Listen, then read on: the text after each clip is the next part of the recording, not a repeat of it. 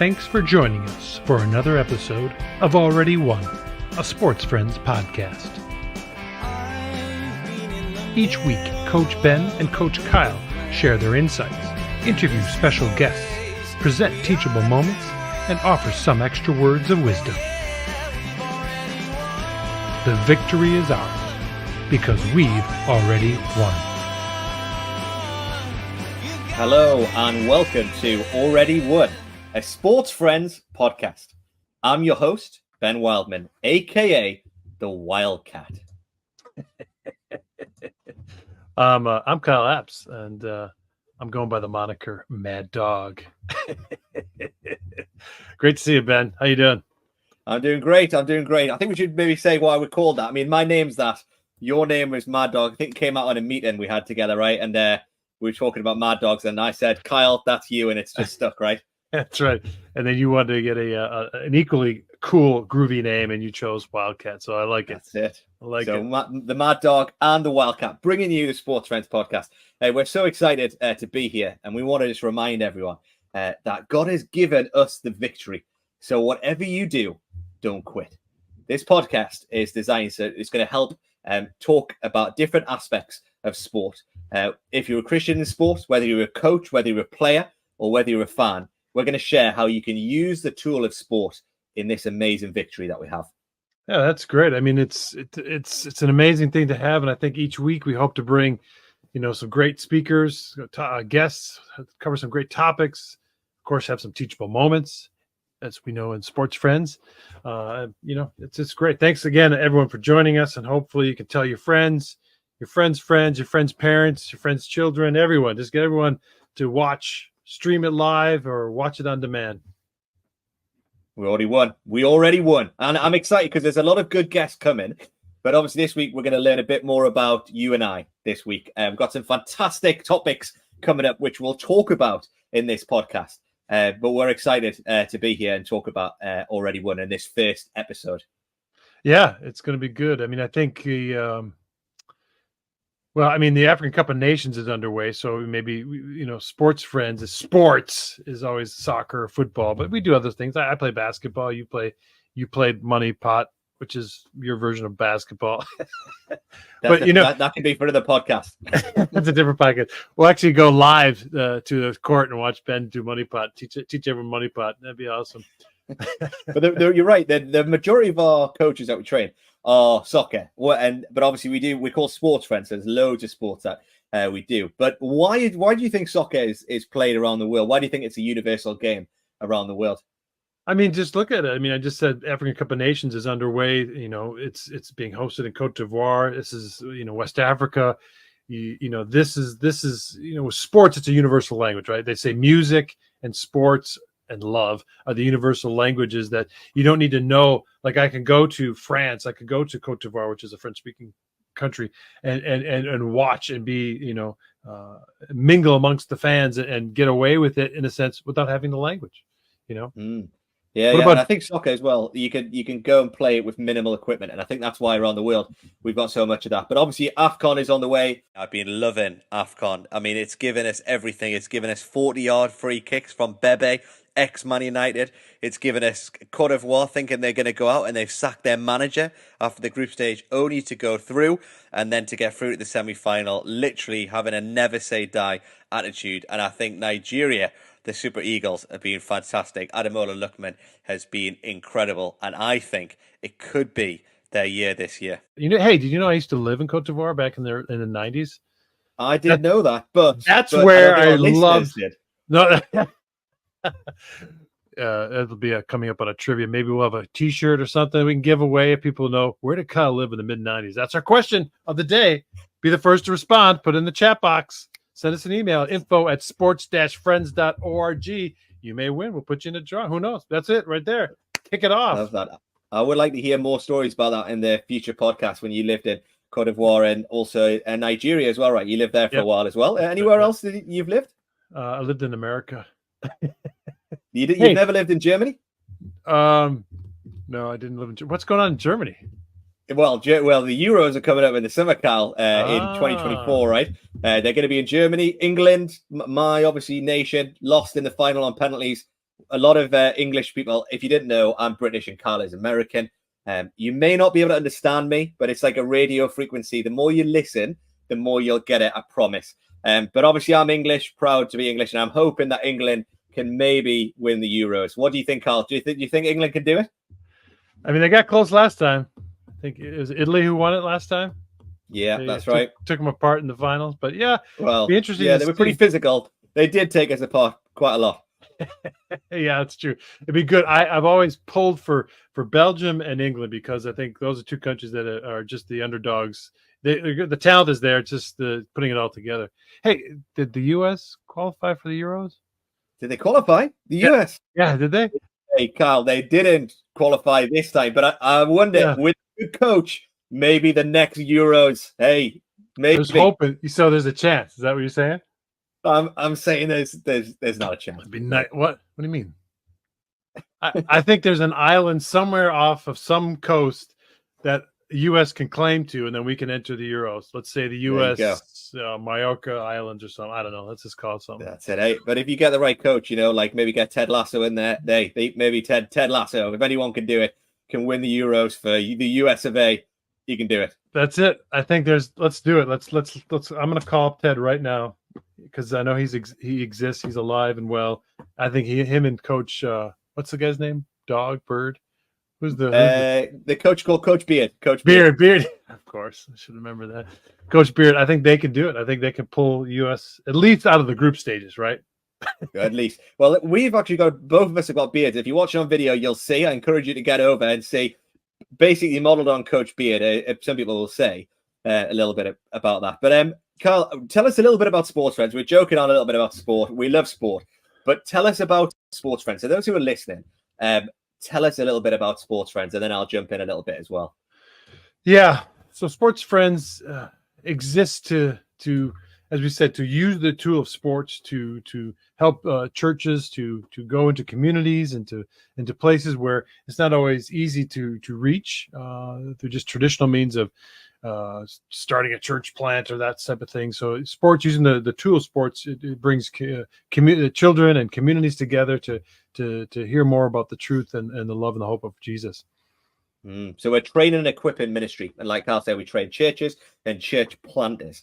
I like to describe it in a UK. If you listen in the UK, maybe a church has a pastor, maybe a student minister, student pastor, a youth pastor. We train a sports youth pastor, and they're all part of churches or maybe church planters. Why is that, Carl? Because we don't just train, random coaches here, then everywhere. Why do we do it through the local church?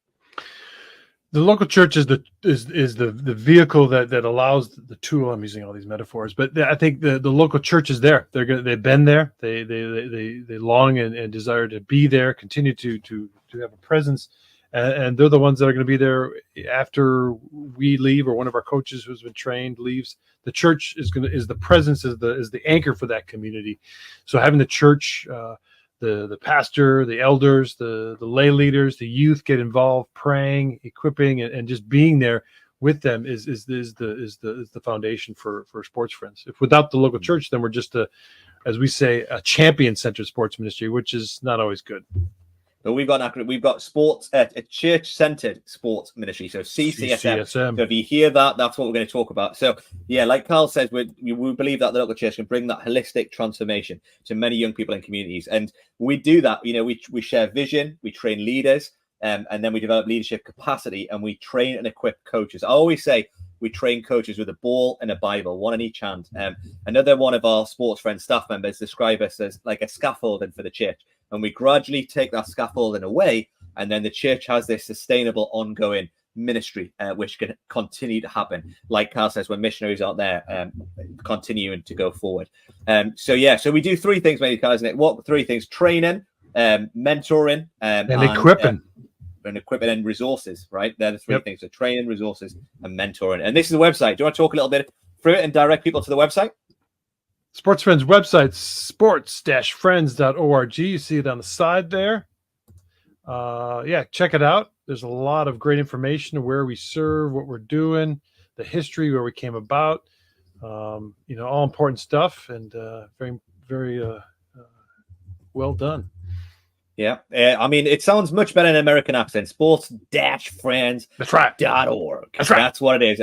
So, Kyle, you obviously got an American accent. What? Tell us a little bit more about yourself. Where are you from? Where do you currently live? Where are all those books behind you? The books behind me. So I'm live in the USA. Been with Sports Friends for almost 20 years. We brought Chip and Brian. I think even Graham came over 2004. The history of Sports Friends begins with when Brian Davidson and Trip Johnston met with Brhanu Kebede in Ethiopia in 2002 and launched what they called at that time Football Friends. And that quickly changed because they realized no one was wearing helmets or shoulder pads, so they had to call it something else. And Soccer Friends, no one knew what soccer was, so they went to Sports Friends. But then they came over to do a vision sharing in 2004. We did a full-on training 2005. And by 2006, we're up and ready to go. And I was there from the beginning in Nigeria. So it's been great. But currently I'm living in the U.S. and I'm over the West Africa. And whereabouts specifically in America? Which place? I'm in Milwaukee, Wisconsin, home of the Milwaukee Bucks and Giannis Antetokounmpo. Fear the deer. Fear the deer. That's right. So what about you, Ben? If anyone, well, I would like to. If anyone is listening and doesn't know where that is, what is it? Where is it in America? Is it the middle, the top, east, west, and what's it famous for? What's famous in Milwaukee? Is this so Milwaukee's right in the middle. They call it the Midwest, even though it's not really west, it's more middle and more northern. Actually, some people say, are you Canadian? No, I'm not Canadian. We're close to Canada. We kind of touch Michigan, which touches Canada. But yeah, we've got a home famous for cheese curds. Cheese. We're called America's Dairyland. Also famous for beer and brats. And you, Ben, what about you? Where are you? A lot of beer, a lot of German ancestry, beer and brats. Yep. Okay, I hope that doesn't offend you if people say you're Canadian. So, know some Americans get a little bit offended by that. But not you, Mad Dog, not you. No, so as people can hear, I'm in England, but I obviously don't speak with a well-spoken English accent. That is because I'm from Newcastle upon Tyne in the northeast of England. That is the top right of the country underneath Scotland. And I was brought up there, so I'm a Newcastle United supporter. This is why I speak with this accent. And I now live in Kent after I got married. So I live down here near Canterbury. If you've heard of Canterbury, 30 minutes from Canterbury. In the Garden of England is what Kent is called. So I'm down here with my wife, Sandy. And that's where these books are. Your books are in Milwaukee. But Newcastle, was famous for Newcastle brown ale, but also it was a mining place and for shipping as well. And if you ever heard Newcastle, people from Newcastle are called Geordies, right? And the reason is because they used to be in the mines. They used to send a bird down to make sure it was safe for the miners to go, and they were called Geordie birds. So that's where the word Geordies come from. A little bit of history, a little bit of facts there. We love a bit of that. So yeah, so I'm in England. Kyle is in the US, but of course, Sports Friends is all over the world. How many countries are we in, Kyle? We're presently in five continents and 19 countries. Don't make me list them because I'll forget one. I won't add it. I wouldn't want to do that to you, Mad Dog. But of course, that's obviously all the different 19 countries. We'll talk a little bit about that as we go through this first series. But Kyle, how long have you been with sport? You mentioned before you've been 20 years and Sports Friends coming up to 22 years. So you've been there from the beginning. What is your current role? You mentioned it. Tell us what your current role is and what that looks like. So yeah, I'm helping to mentor and motivate the West Africa region. We're in Senegal, Ghana, Nigeria, Niger, and a couple other at least one other place that's kind of spearheading and launching the whole movement of sports ministry. Awesome. So that's one region. We're also in East Africa, Southeast Asia, South America, North America, and Europe as well. My role is director of training. So like I said, we're a training and equipping ministry. My role is to produce new different resources. Like I said, the ball and the Bible, coaching and ministry resources, new levels of training. So we're introducing 3 levels of training for our coaches to start off with. They get some basic training, ongoing training, and then deeper training and wider training, level 2 and level 3, which is really exciting. And we're really, really keen to train and equip coaches as best as possible so they can be as most effective as they possibly can in their context. So tell us, Kyle, a little bit about Sports Friends. You've described the demographic a little bit. There's a lot of young people who we work with. Tell us a little bit about, our percentage of young people that we work with across the world. Yeah, it's always interesting. The first day we ever do a sort of a training, the basic training, level one, we bring in the participants, and it's usually assistant pastors, lay leaders, youth leaders, and when we ask them how many youth are in your community, how many youth are in your village, how many youth are in your state, how about your country, and they go percentage wise, not the actual number obviously, but they kind of go, well, maybe 25%, maybe 30%, maybe, I don't know. When we kind of tell them it's about 42%, that's the global population under the age of 25. And we start to show them that's almost half of the population of their country is youth. 18 and under is where we're focusing on. If we can reach those that are 18 and under, and we actually say it's 15 and under, those that are 15, 14, 13.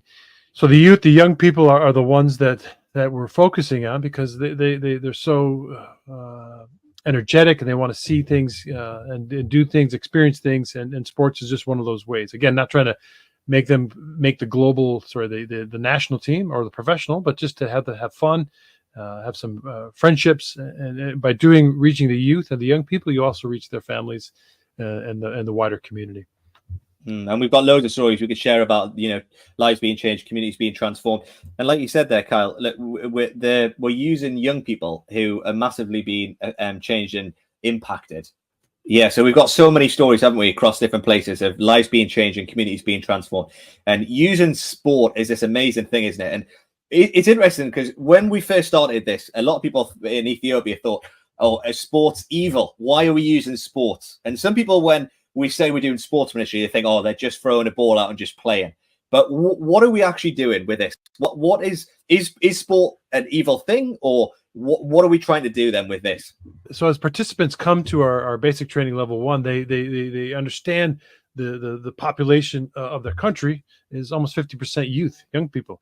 And if we can reach those at a 15, 14, 13, and encourage them that sports is something that's good. And we do that in the training, right? You say, list the good in sport, list the bad in sport. And then what does it outweigh? People sometimes say, oh, sports is evil. It's not, there's nothing good. Sure, you may get some exercise. Sure, you may be able to cheer your team on, but if they lose, you get angry, you fight, or they say players use drugs or alcohol or something. So they start to weigh that up. We show them what the difference is, but then in the end, we say it's neutral. Sports is a tool, just a simple tool that we can use to reach these youth. And by doing so, you not only reach the youth and their peer-to-peer friendships and relationships they have, but you also reach their families and the community at large. And that's where our hope is, that this church that exists in this village and this community and this city can reach the youth and show them that church isn't something that's only for Sundays or Wednesdays or whatever. It's for their whole life. It's something that can help bring some change and some positive vibes to their life. That explains it a bit more, which is brilliant. I mean, over this podcast, we're hopefully going to share a little bit more about Sports Friends. I mean, I've been working with Sports Friends coming up to 10 years now, half the time as you, Mad Dog. But it's something that I've seen the impact, like you say, of what you've just said there. And I often tell people in the UK context, and maybe your listeners in the US or wherever you are may relate to this. If you train a sports youth pastor, so a young person who's there, and they're part of this CCSM, church-centered sports ministry, then what happens is it becomes a place where this person sets up. Let's say your church that you're in, we train a netball coach or a football coach, and they're the coaches who then start the teams, and they're part of the church. And they maybe done outside of the church building, but the relationships are formed. And what happens is the coach then has the power to speak into the lives of young people, and then in turn, like you said, then touch the families and their parents, and then the community, and they see it's connected to the church. And it's not just the coach that then is connected with these young people. And that's where this whole thing is linked together through our church-centered sports ministry. So I'd love to explain a little bit more about that. So you mentioned, Kyle, 5 continents, 19 countries. I won't get you to name them. You can check the website out. But how many young people are we working with, and how many coaches are we trained in coming up to 22 years? Well, that's a good question too. We say that we use the statistic that it's over 250,000 youth, right? We've said this, but I mean, you're reaching countless number of youths in each country. So if we say we've got 100 coaches in Nigeria, more than that. And you have those coaches each have a team of 30. You're looking at 3,000, if my math is correct, that are reached, through the weekly or regular trainings. And then we also have the camping ministry where we reached the youth through when they come together for a camp. They take for 3 to 5 days. These type of things is very impactful and it's strategic. That's a staggering amount. I mean, over 250,000 young people. That's amazing. And over 12,000 coaches that have been trained. I mean, absolutely amazing to see that impact. And it's amazing because when I look at it like this, I see the numbers, but I've had the opportunity to go to these different countries, not all 19, but to see these coaches who are incredible. They're training in all sorts of places. I've seen them train, next to swamps. I've seen them on anthills. I've seen them, in the hills of Thailand. I've seen them all over different places in jungles and stuff. And these coaches are in front of young people each and every single week, which is amazing. And in a lot of these countries we work in, in England, we have the FA. It's very established. But the local church is often the most organized and established thing in a lot of the places we're working in. And that's why we've found this and had the success, I think, that we've had because of this model that we've done. So that's a bit about sports friends. But Kyle, let's find a bit more about you, your personal playing history and coaching history. So give us an overview of that. Don't take too long. I know you could take a long time, but in brief, what's your history?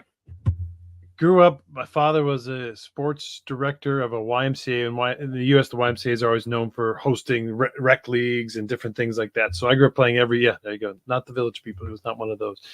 But we grew up playing all the sports. My dad wanted me to do basketball, tennis, bowling, American football, baseball, not so much soccer. Sorry, we didn't get into that, but swimming, everything.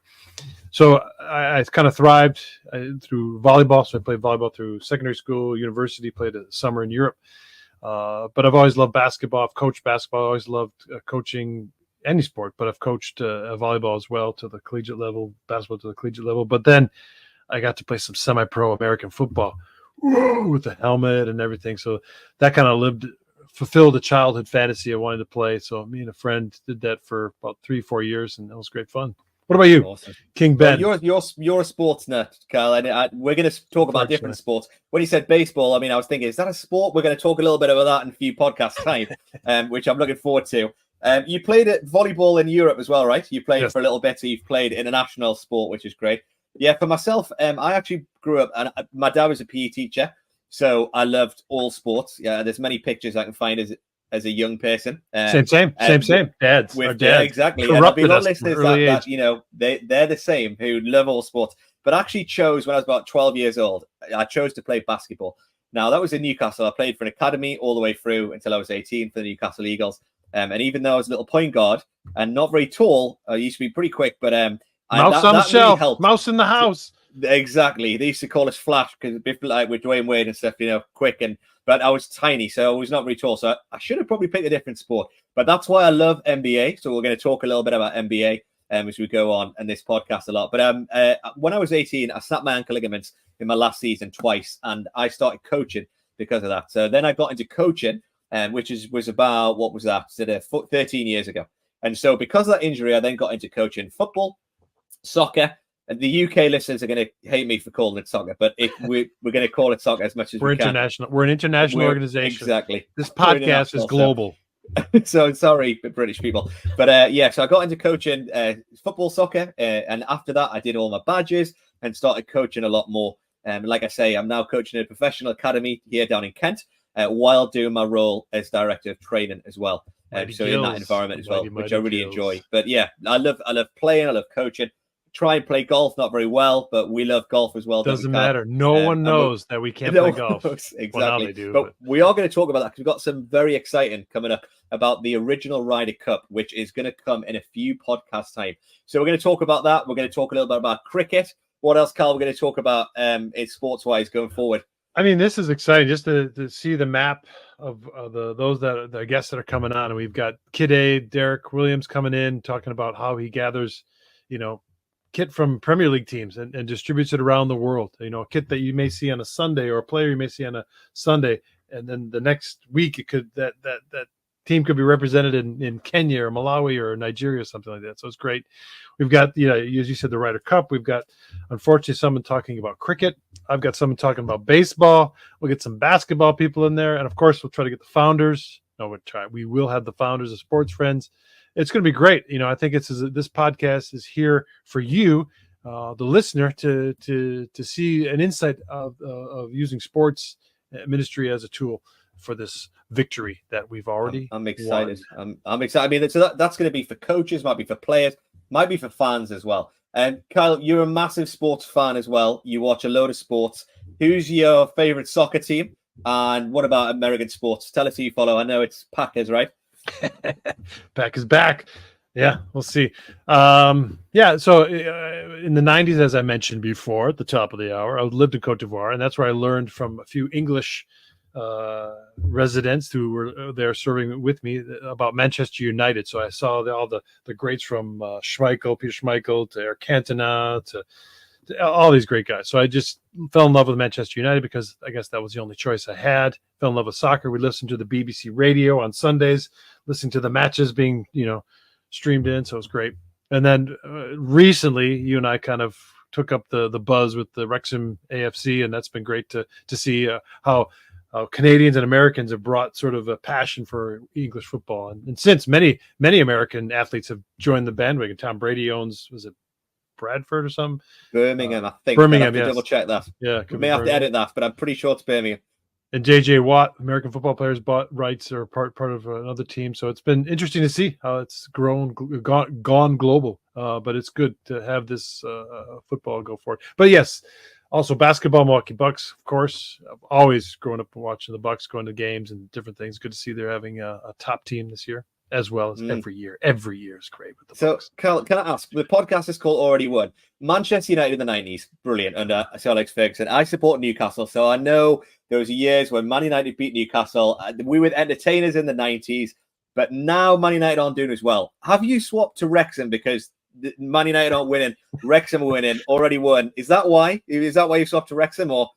Well, on the weekend, it's your chance to kind of relax. If you're not playing sports or coaching sports, you kind of watch it. So it's one of those things where you need a little boost. And if you're not getting a boost from the team you thought you supported, then go find a winner. And that's why I've gone with Wrexham. Sorry. You already won. So Wrexham, we're going to talk about that. We've got a story about us actually meeting Will Ferrell at the racecourse in Wrexham. That's a whole podcast. We're going to have someone on who knows even more about Wrexham, a Welshman, is going to come and talk about Wrexham. So we're going to have some insight that you probably haven't even heard on the documentary from a Welshman. So we're looking forward to that. Video footage? Is it video There'll evidence be some video footage meeting? We've got to prove that, right? If we say we had a meeting with Will Ferrell, we've got to prove that, right? So we're going to show you that, which is we're looking forward to that. But Cal, we already won. Tell us, why are we called Already Won? So what does that mean for you? Why we called it We Already Won? Why have we done that? Yeah, Already Won is a way of expressing this victory that God has given us. We know that the end, if we read from Genesis to Revelation, we know that Jesus is coming back and he's going to restore the proper relationship that God intended with humanity when he created the earth and created man and women. So I think that's us. We've already won. So we know the ending. The victory is ours, and we just have to share that victory with others. And sports is a great tool to do this, to share this victory. No matter what, again, it's there. It's ours. What about you? I always say, I don't know if you ever watched a game which you've recorded where you know the end result. It changes completely. And I watched a game last year, Manchester United versus Newcastle. Sorry to bring this up, Carl, but I knew Newcastle beat Manchester United. And I watched it with a friend, and he was a Manchester United fan.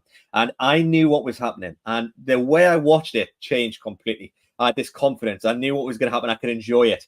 And like you say, we live in this time, if you're a Christian and follower of Christ, between the cross and Jesus is coming again. And the ultimate victory has been won on the cross, where Jesus is defeated sin, death, and the devil. And we know the end of the story. And we live in this place now where we already won. And if we know that victory, what happened on the cross, and we know the ending, then we can firmly say we already won. And we've got this message to share. And that's why we've called it Already Won. So we're going to hear from different guests and about how they're doing different things for different sports and different ways over the next few weeks. And we're really excited to go through that. So we hope that Already Won is going to be a podcast for you, which is going to encourage you. But Kyle, we've got a little thing called Teachable Moments. We're going to finish every podcast with a teachable moment. But let's explain a little bit more about teachable moments. Do you want to just tell us briefly, and then I'll share a little bit about a teachable moment?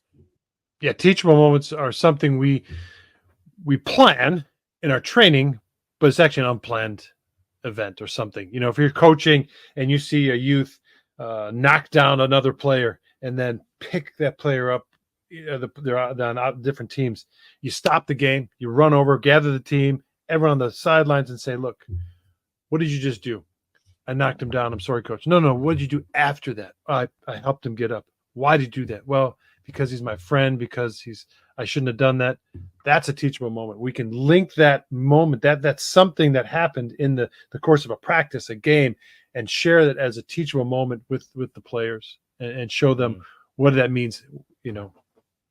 Brilliant. So we train our coaches to look for these teachable moments, which are spontaneous, that happen. I was watching a documentary, Dallas Cowboys, on Amazon, and what happened was, in the middle of the practice, Des Bryant, I know he's retired now, but Des Bryant was playing, and he was playing against this defensive player who was super aggressive and was talking to him, trash talking, and the coach seen it, and it was heating up. Now, normally when I coach, I look out for these moments and I try and put the fires out. But this defender was convinced. He was getting up in Des Bryant's grill, saying, "I'm going to stop you." And the coach, what he did was, he actually got them to do a 1v1. Someone threw the ball. Des Bryant plucked it out of the air, caught it. And basically, the other player just started, fighting, getting in his grill. And it was really kicking off a little bit. Now, the coach, what he did was, he got them all in at the end, the whole squad. You know how many players you have in American football, right? There was a lot of players and a lot of coaches. There seemed to be a coach for every player. But they were there in the huddle, and the coach said, "Look, there's a time to be really hyped up. But if you go too far, this is what happens. You lose control of your emotion." Now, that for me, I was like, wow, what a powerful moment that he was telling them. Look, he used this bit of trash talk and this thing that, for me, I was feeling a bit uneasy as a coach. This could have went either way. What if this is going to create disharmony between the team? But actually what it did was, it created this amazing teachable moment for the coach to say, keep your head. When the pressure's up, you could cost us the game by going over the line. Now, that's a teachable moment that will stick, and it's memorable. So we train our coaches to try and do that. Well, obviously, we maybe don't have Des Bryant's in our teams, but we have those teachable moments. So that's a teachable moment, for me. That's right. That's good stuff. And I think each week we'll bring you an example of that. Maybe we'll say it like that, or maybe we'll bring in one of our sports friends, leaders from around the world to kind of share something. So I think it's great. So, Oh, yeah, we almost forgot. What about some wisdom, Ben? So at the end of every podcast, we're going to finish it with a very special segment, and it's called Wildman's Weekly Words. We're going to finish with a quote to try and inspire you in your world of sport. So this week's quote is from a very special man who says this: "Don't point fingers unless you're given directions." Don't point those fingers unless you're given directions. That was a very famous coach. Who was it? It was Coach Ted Lasso. That's right, the great Ted Lasso. And in a few weeks' time, myself and Carl are going to do a whole episode dedicated to the man, the myth, the legend, Coach Ted Lasso. We're really excited for that episode. Oh, yeah. Looking forward to it. These are the type of things we're going to have every week on Already Won podcast. So please join us. Tell your friends, tell your friends' friends, tell your friends' parents, your parents' friends, all these people. Join us each week. And we're going to use hashtag Already Won. Hashtag Already Won. You can find us on social media, Twitter, also known as X, Instagram. You can find us on, obviously, YouTube and on Spotify and Apple. Anywhere you get your podcast, feel free to give us a good rating and subscribe and like. And we look forward to continue to tell you about the victory that God's already given us and continue to tell everyone that we already won. Right, Kyle? Thanks so much for being with us this week, and we'll look forward to another podcast next time. That's right, baby. Already won. Thanks again for joining us on Already Won, a Sports Friends podcast. Please like, share, and subscribe on your favorite streaming platform.